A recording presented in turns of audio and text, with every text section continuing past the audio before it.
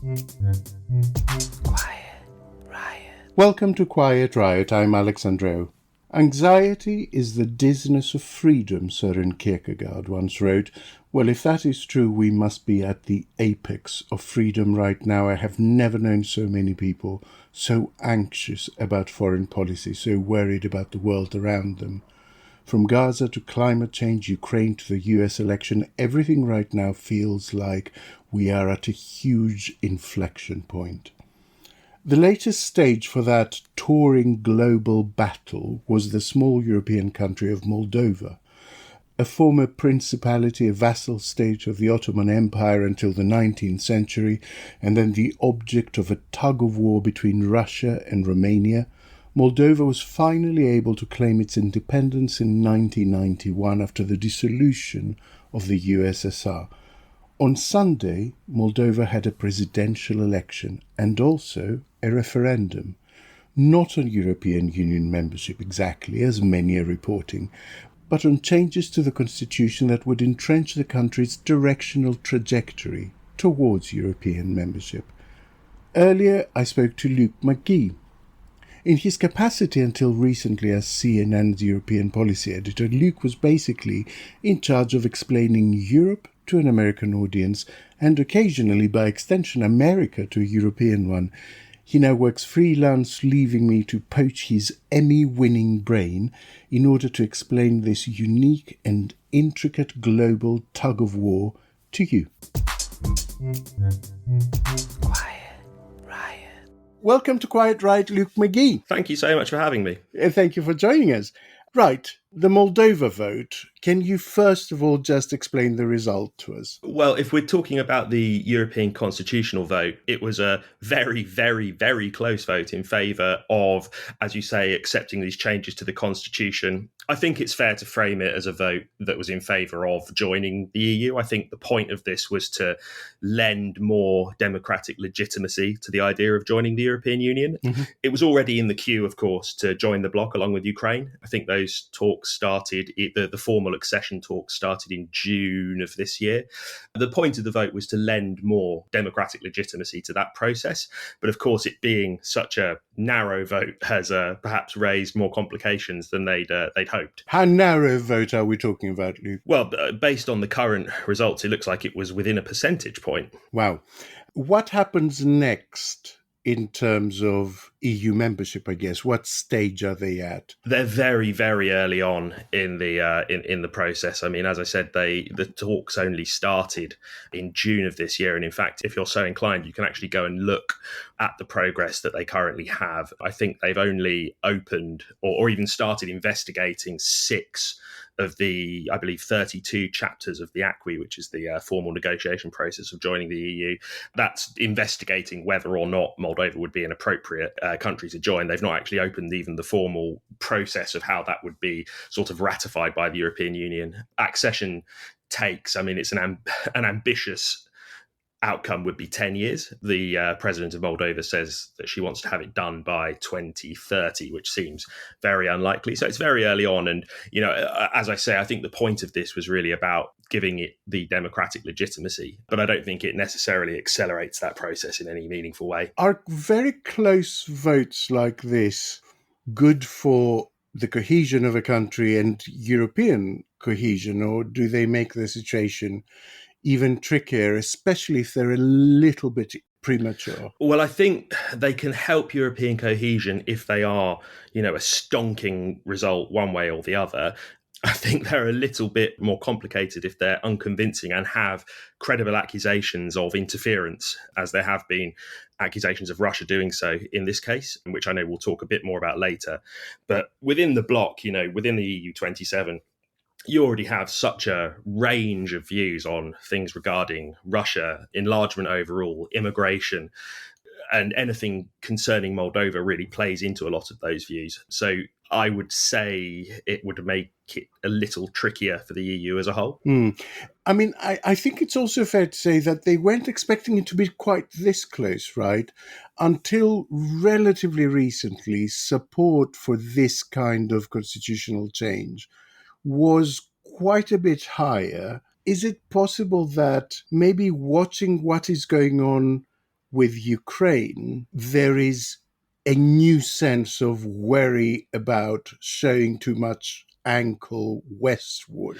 The interference needs to be taken very, very seriously. You know, the idea that there were forces outside of Moldova, so I'm sure that the idea that people were being offered money to vote certain ways, I think that probably did have a larger impact on the outcome than we maybe know about today. So, yeah, I think people did, when this was initially called, I think, yes, people probably did think it would be a more convincing result. The fact it's so narrow is a really big problem. Yeah. You wrote recently in the New Statesman, I think, that the EU of 2024 is not really the same creature as the EU of 10 years ago. It's quite a bit more accommodating to quite hard right, regressive regimes. How do you think that ties into what's going on here? I'm not sure how much it would tie into the overall vote, because with things like this, countries tend, and the populations of countries do tend to be very domestically, very nationally focused. So I don't necessarily know if that would have impacted it in such a direct way. I think more broadly, when we talk about the EU as it is in 2024 compared to 2016, something I think a lot of, especially sort of people I loosely am going to call Europhiles, and I count myself among these people, but I think something we often don't quite factor in is just how cynical the sort of central body of European politics is. And we've seen the shift to the right in lots of EU member states. And if you're someone sat in Brussels, a senior job in an institution, someone who deals with national capitals, I'd say there's now an advantage to accommodating far right ideas. I think that's definitely become an issue for the European Union, yes. I mean, as someone from Greece, I would say that there was always a sort of rosy view that somehow the EU was a broadly centre-left progressive organization as a bloc. I think it's very hard free market wired and only acts really as a centrist anchor to countries that veer quite a lot to the right, and as a rightward anchor to countries that veer even a little to the left. Well, I think you, as someone from Greece, will know very well the trajectory of how Greek politics has moved since 2010 and how the EU has treated Greece in that period. So I think you perhaps have a slightly greater insight into that. What I would say, I suppose, about the central bodies being this kind of progressive, liberal sort of idea of European rights and European values. I think what's happened is since 2010 and to some extent 2016 until now, that shift right hasn't been fully reflected in the way the institutions run in Brussels. And there's suddenly been, especially at the last European elections, where we saw more, far hard right members of the European Parliament elected to the Parliament, I'd say there's been perhaps a correction that's happened almost like, a sort of a sudden correction. And suddenly all these bodies look like they're sort of shifting further to the right. But I think it's actually been a more subtle, gradual thing, but it feels like now it's sort of been corrected. And now the central bodies of the EU perhaps greater reflect the citizens and the population. It's very difficult to avoid the parallels with what happened in Ukraine, because that also effectively really began with a pro-EU referendum vote. You've been covering Ukraine for a long time. Zelensky presented a victory plan to the Ukrainian parliament. At the same time, we hear, as recently as Sunday on the Laura Kuenssberg show, the Russian ambassador say that the defeat of Ukraine is within view. When we last spoke about 18 months ago, you told us of Russia's superior might. You said it was 16 times bigger than Ukraine and that you would prevail. If that was true, that Russia would prevail, why haven't you won yet? And this is what is happening during what I have said. It is absolutely true. Well, the war's still going on. You have heard Zelensky yesterday. He was desperate. He fully understands that he is losing not only terrain, but he is losing the conflict. I wouldn't say the war, but I wouldn't say that they are going to surrender tomorrow. They still continue to resist, but the resistance is more feeble and feeble. The end of this phrase will mean the end of Ukraine until it takes. What do you mean by that? By that, it will be the defeat is in view. Where do you think we are realistically in that war? Do you mind if I take these as sort of 2 points here? Because Absolutely, I think that might be the best way yeah. to do it. The victory plan. So I think a lot of the media coverage has presented that victory plan as unrealistic, mostly centered around the invitation to NATO. So I don't know if your listeners are familiar with this, but the plan that was presented had sort of 5 key elements to it. We won't go through all of them, but one of them was an invitation to join NATO.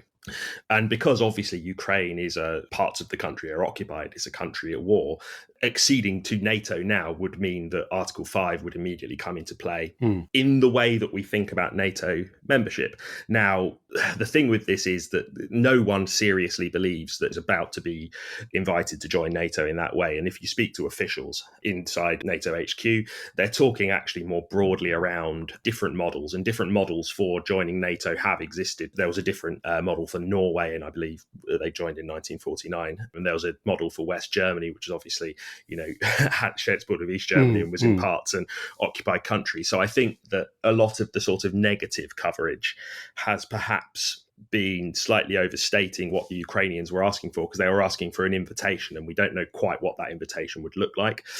In terms of where the war actually is, I mean, security officials in Ukraine saw the victory plan and thought, yes, this is the sort of thing we would need to win. We would need some kind of greater association with NATO as an alliance.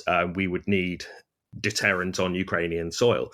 But that idea that this is a victory plan that could work comes with two fairly major caveats. And one is the idea that Ukraine is slowly losing this war as things stand, and that the things that might shift the dial do seem somewhat out of reach. And in that, I'm very specifically talking about the use of the permission to use long-range missiles in Russian territory. Right.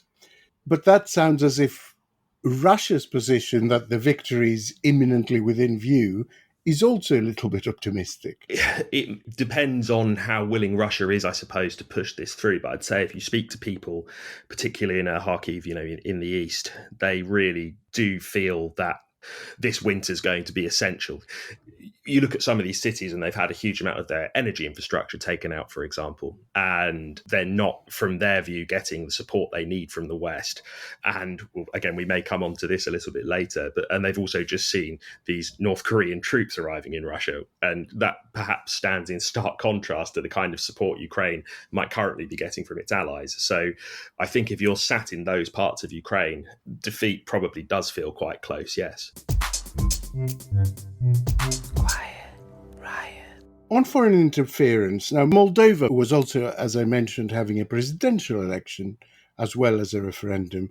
That was also closer than anticipated, in that the current president, Maya Sandu, failed to win a large enough percentage to avoid a second round. So that will go to a second round in 2 weeks' time.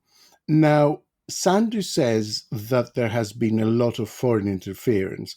She hasn't mentioned specifically Russia, but have we seen any evidence of that kind of interference?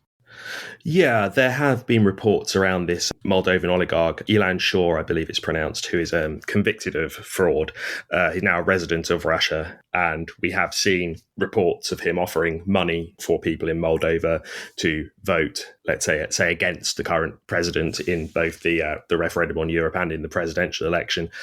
I think it's really not hard to believe that would be the case. You only sort of need to look at the politics of the region, the fact that there are contested territorial claims to part of the countries, to see that could indeed be the case. And recent behaviour by the Russians, when I say recent, I mean going back to 2014, it strikes me as not just being credible, it strikes me as being likely that was the case, yeah. How does Transnistria feature in this? Because that's also... it's a sliver on the east of Moldova that broke free and claimed independence, isn't it? I mean, the concerns about that particular part of the country, which is a breakaway, it's still internationally recognised as part of Moldova, but it behaves much like an independent territory, I suppose. The Western concerns about that part of the country are that it borders parts of Ukraine where the Russians are currently trying to build land bridges, which would then mean direct border connection to parts of Europe. If you can build a land bridge from, say, Odessa into the eastern part of Moldova, then you can effectively build a route directly into Romania, which takes you into the EU and takes you into Schengen. What is of particular concern, the Transnistria issue, why it's of particular concern is that's often described as the global capital of human trafficking. Right. And Russia and Belarus are not averse to using migration as a weapon. And if you suddenly have somewhere that's such a hub of human trafficking connected directly to European territory, directly connected to ways into the Schengen area, that's a problem. That's a really scary problem. And you can see why it might be of interest for the Russians to bolster their influence in that area, given what they're currently doing in Ukraine. So what we're talking about is the deliberate sort of funneling of migrants into the European Union via that land bridge, just to be clear. That's the fear, at least. That's the fear, certainly. Because, I mean, if you think about it, this is a place where the US State Department recognizes it as a hub of human trafficking. And given that Europe's already pretty much in the absolute top level of fear grips about a migration crisis, which is just really talking about, in some cases, regular migration, in some cases, irregular migration. You throw human trafficking into that and you're opening all elements of organised crime open. You're talking about security concerns, perhaps about terrorists exploiting those open passages. So it's not difficult to see the Russian interest in Moldova, not just as a sort of strategic, symbolic victory to have. You can actually see quite direct forms of, I suppose, asymmetric warfare that would be to their advantage. Yeah, which might go a long way to explain why I read the other day that after really high levels historically of Romanian population wanting unification with Moldova, a recent poll found that there's only 11% that now wish for that, and maybe having a buffer between them and Russia suddenly feels quite expedient. Luke, let me widen the lens quite a bit, because there's also an election on the other side of the Atlantic. And it is absolutely key to everything that's going on there, because the sense is that a Harris presidency will be a very, very different creature when it comes to foreign policy and especially NATO and the relationship with Europe than a second Trump presidency. So how important do you think is the US result to that tug of war going on the NATO border? I think the most important thing is it will bring some degree of clarity to what the next 4 years of American policy are going to be at a very critical time. Whether that means an unstable Trump presidency, where he, as he has in the past, sort of danced around the idea of pulling out of NATO or working more closely with the Russians. I think at least if you know that that's the person in the White House, you can sort of build a level of resilience into your policy. And I would just say on the flip side of that, the Biden administration, I mean, if you speak to people, certainly in Eastern Europe or people in Ukraine, people involved in this conflict, I wouldn't say they feel that Biden's been the greatest ally. So I wouldn't say that it's the case that it's a binary, one is better than the other. I suppose from a kind of, world behaving in a broadly liberal way perspective, then Harris would be better. But there's sort of pluses and minuses to both. But I think what's going to be very important is having some consistency on that. And in fact, an article I've just filed is on, the thing that particularly NATO officials are concerned about at the moment isn't actually either presidency. It's if Harris wins and the result is close enough that it could be contested, what that might do to US diplomacy during the transition period. So continuing instability is in many ways more of a problem than knowing clearly one way or the other. I'd say so. And people often, when you say things like this, think it sounds sort of alarmist. It's always worth sort of remembering that in 2016, during that transition period, where of course Trump won by surprise, that was when Russia really, along with the Syrian regime, began, I think it was in December, it really reached its most brutal days, a pretty barbaric bombardment of southern Aleppo. So there is historical precedent for people using chaos and uncertainty in America to carry out acts elsewhere in the world, knowing that the world's a little distracted. On the flip side, I've also seen quite a lot of noise in diplomatic circles about what those, actually whoever wins and possibly even more pronounced if Trump wins, what those 2 months while still Biden holds the reins, but before a possible second Trump presidency has begun, what that might look unleashed, as it were, that Biden sees foreign policy very much like his legacy in those last 2 months. I mean, what might we see in that sort of period? That's a really interesting question. I would be surprised if he does anything that significant in the Middle East. I can see it's possible, and I don't remember a few weeks ago, people were asking the question why Ukraine was invading Kursk in Russia. And there was an argument at the time that doing so might force the US to sort of feel that there was some momentum in that war. And it happened around the time that there was a serious diplomatic push, especially from the British side, to encourage the Americans to allow use of long-range missiles. And the reason they picked those things is there are certain things that a US president can do that become just a bit of a pain to undo by a next administration. So, as I say, I think those things are possibly slightly easier. Suddenly allowing the use of those missiles, for example, knowing that it won't affect the outcome of the election and knowing that it could actually make a difference. He'll probably be remembered quite fondly for doing so by the sorts of people he wants to be remembered fondly by. And it becomes quite hard for, a Trump administration to undo, or too much of a pain for a Trump administration to undo. I can see that, but on the broader scene, I'd be very surprised if we'd see any movement on the Israel-Gaza conflict or anything in the Middle East. And we did actually see new US sanction on a couple of big Chinese companies thought to be involved with drones used by Russia in the Ukraine conflict. Yeah, despite accusations that Biden's been some sort of soft touch on China, I don't think anyone in Beijing would say that that's the case. And I'd be surprised if Harris was suddenly a soft touch.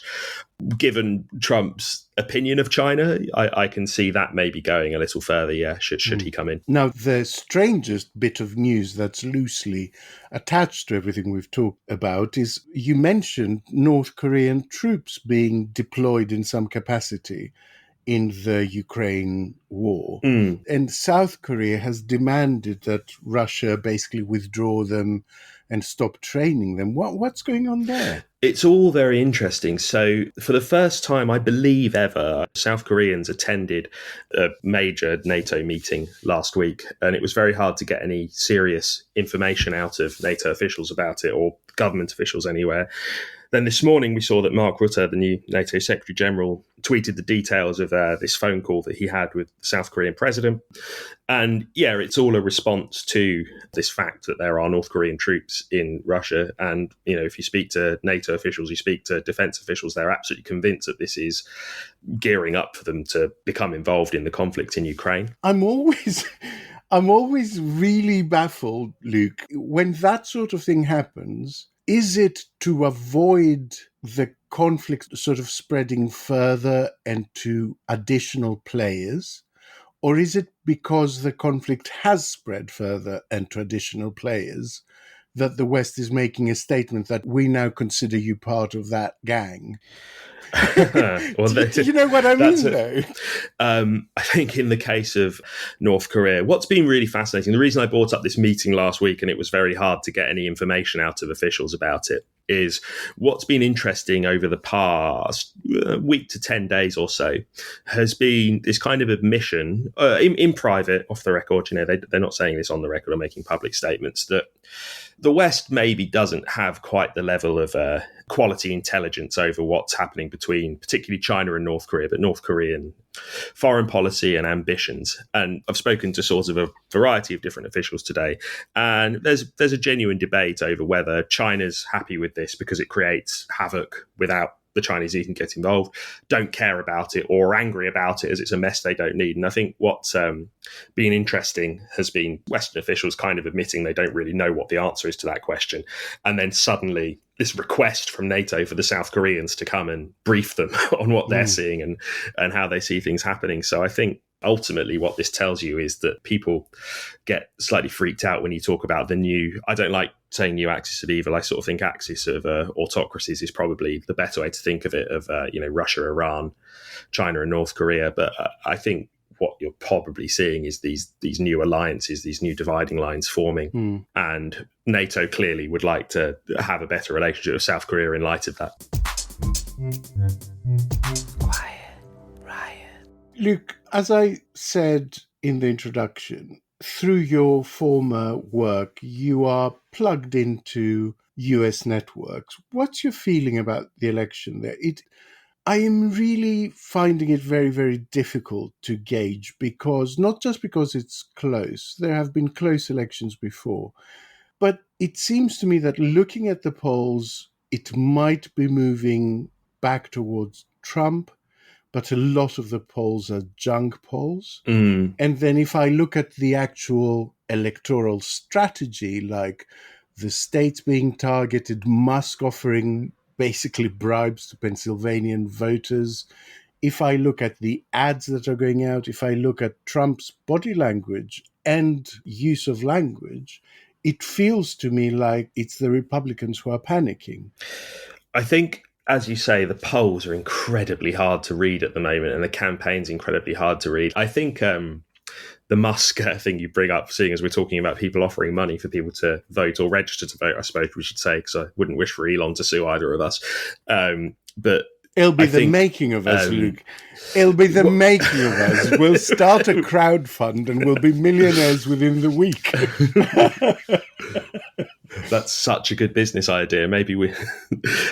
I think so. I have a very good source who's a former White House staffer. I won't say under which administration, but who does bits of consultancy and sort of looks at this stuff in a bit more detail. What they said to me was, I think as we're now at this point, and it does feel like it's kind of a coin flip. And we always hear these cliches about election results are decided by a handful of voters that kind of create that electoral college path to the White House. And they were saying to me, look, both sides now aren't really campaigning to try and flip voters. What they're trying to do is get voters who are perhaps uninspired by both campaigns, but might hate one more than the other, to actually bother to come out and vote on the day. And I think that's quite reflected in both election strategies, to be honest. I don't think either side are running particularly positive campaigns at the moment. And sometimes that's not a criticism. Sometimes politics does have to be quite negative. But I agree with your assessment on the polling. And I think there's a drive just to kind of juice as much as they can out of those not undecided, uncommitted voters. That's what it feels like to me. Final question, and it's a bit of a curveball. Might a Trump victory be a very good thing for Europe? Force less dependence, force some strategic thinking about a European defence, force a more coordinated foreign policy, and genuinely uncouple us from constantly looking to the White House for a steer on issues that are much closer to home and much more important to us as Europeans? Well, there's a very big question. There's a few different bits to break down there. I think on the European Defence Force thing, I think while it would be a very good thing for Europeans to take defence independence a little more seriously, I think there's such division about how to go about that and the best way to do it, and indeed whether the reason for doing that is actually not to decouple from America but to keep America at the table. I personally don't see there being a kind of radical change in European policy that means European defence doesn't need America, I suppose is what I mean. I can't really envision in that world right now. What it might be very good at is when Donald Trump made his attacks on the European NATO allies for not putting enough in their defence budgets.